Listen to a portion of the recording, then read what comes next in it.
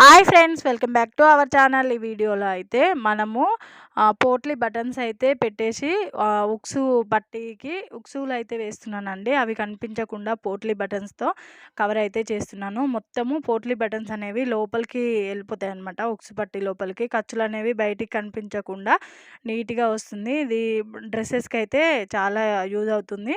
అయితే ఇది feeding dress అనమాట, ఫీడింగ్ లాంగ్ ఫ్రాక్ అనమాట. ఇది జిప్ అనేది వేసుకుంటే జిప్పులు అనేవి తొందరగా పోతున్నాయంట. అయితే ఉక్స్ పెట్టేలాగా పెట్టేసి కనిపించకుండా పోట్లీ బటన్స్తో కవర్ చేయమని చెప్పారనమాట.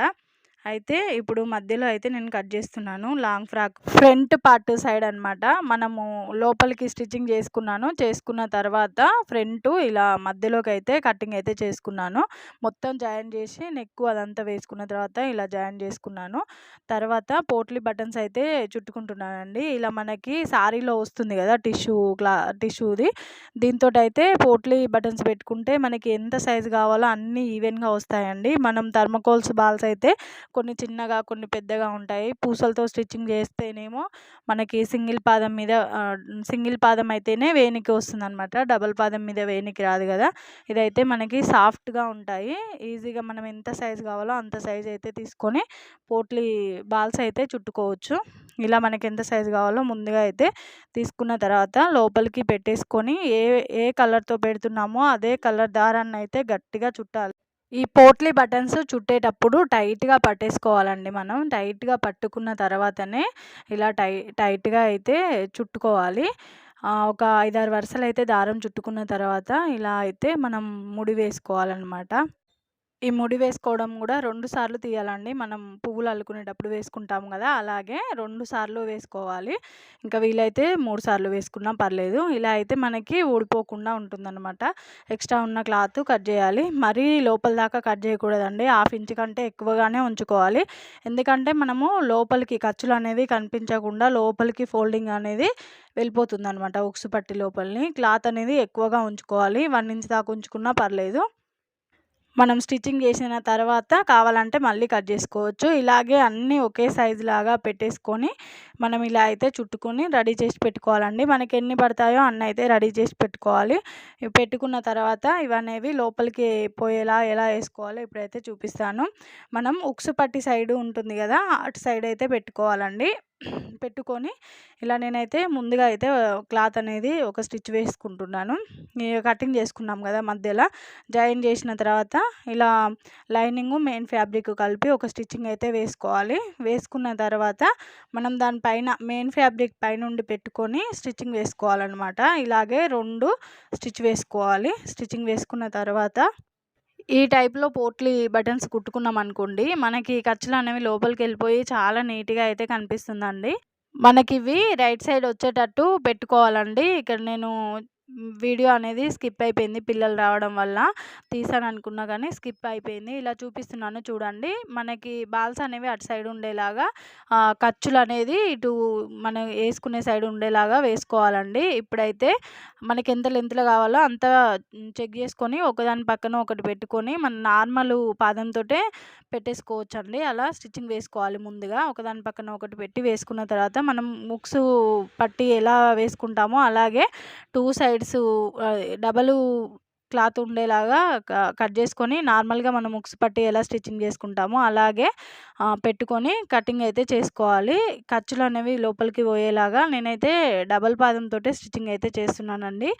ఇలా చెక్ చేసుకుంటూ మనం కుట్టు అనేది వేసుకోవాలన్నమాట. మొత్తము ఇలా వేసుకున్న తర్వాత పైనుండి కుట్టు వేసుకొని లోపలికి ఫోల్డింగ్ చేసుకున్నాం అనుకోండి, మనం నార్మల్గా ఉక్స్ పట్టి ఎలా వేసుకుంటామో మొత్తం అలాగే వేసుకోవాలి. వేసుకొని లోపలికి ఫోల్డ్ చేసుకోవాలన్నమాట. ఇప్పుడు పైనుండి అయితే ఇంకొక స్టిచ్ వేసుకోవాలి. అయితే మనకి ఇక్కడ క్లాత్ అనేది కొన్ని లోపలికి పోకుండా ఉంటాయి కదా, కొంచెం క్లాత్ అనేది కనిపించేలాగా ఉంటే ఇక్కడ పైనుండి పెట్టుకొని నేనైతే స్టిచ్చింగ్ వేసుకుంటున్నాను. ఇలా కొంచెం పాదాన్ని పైకి లేపుకుంటూ లేదంటే నీడిల్ని అడ్జస్ట్ చేసుకుంటూ ఇలా స్టిచ్చింగ్ అయితే వేసుకోవాలి. మొత్తము మనకి క్లాత్ అనేది బయటికి ఉండకుండా పెట్టేసుకొని స్టిచ్చింగ్ చేసుకోవాలన్నమాట.